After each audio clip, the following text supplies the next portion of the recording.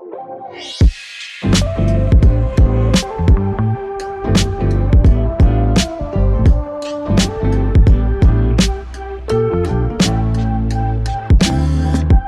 my friend, welcome back to the Soul Podcasting Podcast. And if we're just meeting for the first time, welcome. And I'm so glad you're here. I'm Demetria, and I've been podcasting for over 21 years, building shows and producing content across all these different seasons of my life. And I have coached creators through every stage of the journey, from that nerve-wracking first episode all the way through scaling and pivoting and simplifying what they've already done. So this episode is part of a short mini series that I'm sharing right now, which are quick, focused episodes designed to give you real clarity and direction. No rabbit trails, no overwhelm, just the thing that actually moves the needle. I've also got longer deep dive episodes and interviews, but today we're keeping it tight and practical, because sometimes that's just the most powerful thing you can do in getting clear on the one thing and then go do it. So let's talk about something that I think a lot of podcasters are getting wrong without even knowing. And what I want you to sit with today is that if your podcast is only showing up on Spotify or Apple Podcasts,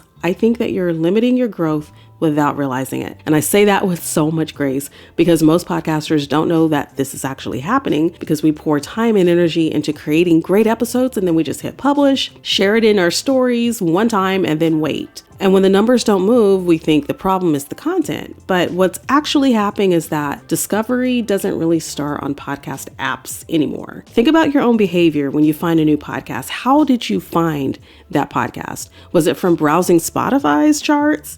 Probably not. Most likely you saw a clip somewhere, or a friend shared that episode with you. Maybe you're on a mailing list of someone that you're already interested in what they do, the work that they do, and they're sharing their podcast episode via their email. You open the email, you read it, you find that they've shared a new episode, and you click on play from the email. Maybe you found a video on YouTube while you're searching for an answer to a problem you have, or you stumbled across a post that made you think, I need to hear more from this person. So that's how discovery actually works in real life. People aren't typically just scrolling through the podcast apps. Sometimes they are, but discovery doesn't always happen in that way. So if your podcast is only living in one place, you're only reachable to the people who already know to look for you there. And I think that's a ceiling on your growth. It's a cap, not because your content isn't good enough, but because your presence isn't in all the various places that you could be. It isn't wide enough. So we're going to fix that today. So know that your podcast is not just something people subscribe to. It's something people discover across multiple touch points before they ever hit play. So if you want growth and visibility and connection with people, you're going to need more than just podcast apps. You're going to need an ecosystem, which I talk about so much on the show, because I think it's so important to look at your podcast as a part of the greater whole. And I want to give you 3 simple strategic places that your podcast should already be showing up, and exactly what role each one plays in your growth. And that first place is your short form. That part is, we're talking about Instagram Reels, TikTok, YouTube Shorts. Wherever short video content lives and gets in front of new eyes, you want to put your content there. And I'm going to be clear about that goal, because I think a lot of podcasters misunderstand it. The goal is not depth. When you're trying to reach people, the idea is not that you're trying to go viral or that you're explaining your whole episode in 60 seconds. It's not even to get a ton of followers immediately. The goal is just to make a stranger stop scrolling and think, hey, I need to hear more from this person. And that's the whole job of short form content. It's the door. It is the entry point into your full content. It's not the entire house. It's just the door. So each week you take your one episode, the one you're spotlighting, just like we talked about in a couple episodes back. You pull out one idea from it, one insight, one moment, and a statement that made you feel something when you said it. And you let that one thing be that invitation, because the right 15 seconds of the right clip shown to the right person at the right moment can turn a complete stranger into a loyal listener. And I think that's the power of showing up in the short form space with intention. So the second place is what I want to call the space that you own, your owned space, and that's your most important one, even though it might be the least glamorous. And I'm talking about your email list, you guys, your newsletter. I hope you have one already. I hope you've started one, because this is your direct line to the people who have already said, yes, I do want to hear from you. Yes, Demetria, please email me every single week. And this is what I do. And I think it matters a lot because social media is rented space. I don't care how many followers you have on Instagram or how well your TikToks perform. That platform doesn't belong to you. The algorithm can change overnight. Your reach can drop without warning. Platforms get acquired and shut down all the time, or they sometimes fall out of favor. People don't like them anymore. It's happened before and it will happen again. We remember what happened just a few years ago when everyone was kind of going bonkers because they didn't know what was going to happen with TikTok, right? And people were freaking out over TikTok getting shut down. And then it came back. So it's just kind of a warning to let us know and to keep us on our toes that social media platforms are meant to be used as rented space, something that we can utilize, right? We can use it for our business. We can use it for what we're trying to accomplish. But remember that it doesn't belong to you. It can change at any moment. It's fickle. And so your email list, though, that is yours. It's your list. Nobody can take that from you. These are people who have decided to exchange their email address and name for the content and the information and the support that you provide. There's no algorithm that controls who sees it. When you send an email, it lands directly in front of a real human being who chose to be there. And this is where the relationship deepens. It's where people go from knowing about you to actually knowing you. Keep it simple. You don't need a lengthy newsletter. Just tell your list what you talked about in your latest episode, why it matters to them. Add a personal note, something real and human, and something that reminds them that there's an actual person on the other end of the email.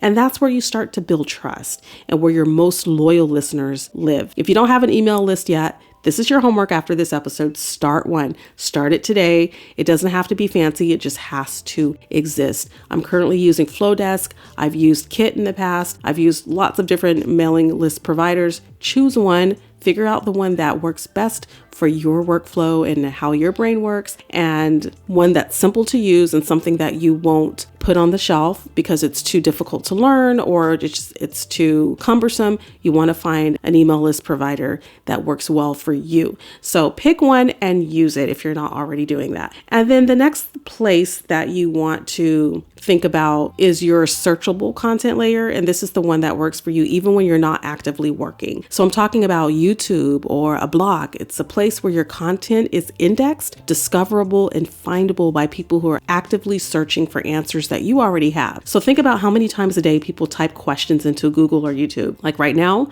someone is searching for exactly what you talk about on your podcast. And if your content lives somewhere searchable, it has the potential to bring that person directly to you without you having to do anything extra in that moment. And this is how your podcast becomes evergreen, not just weekly content that lives and dies in this 72-hour window of relevance, but a library that keeps growing and working and keeps introducing you to new listeners long after you hit publish. I love evergreen content. You don't have to be a YouTuber to do this. You don't have to write long blog posts every single week, but just even a simple video upload with a good title, a description, a short written summary of your episode with some keywords, that's enough to start building searchability over time. And that's your long game. Okay. This is not overnight, but it's a long game. And the podcasters who are growing consistently right now, most of them are playing this game. So we're going to bring it all together now. You don't need to be everywhere, my friend. Okay. Please hear me say that, because the last thing I want for you is to walk away from this episode feeling like you have to do all three of these things that are going to be added to your plate immediately. More work, more stress. No, I don't want that for you. What I do want you to understand are the roles though. Short form content is your discovery layer.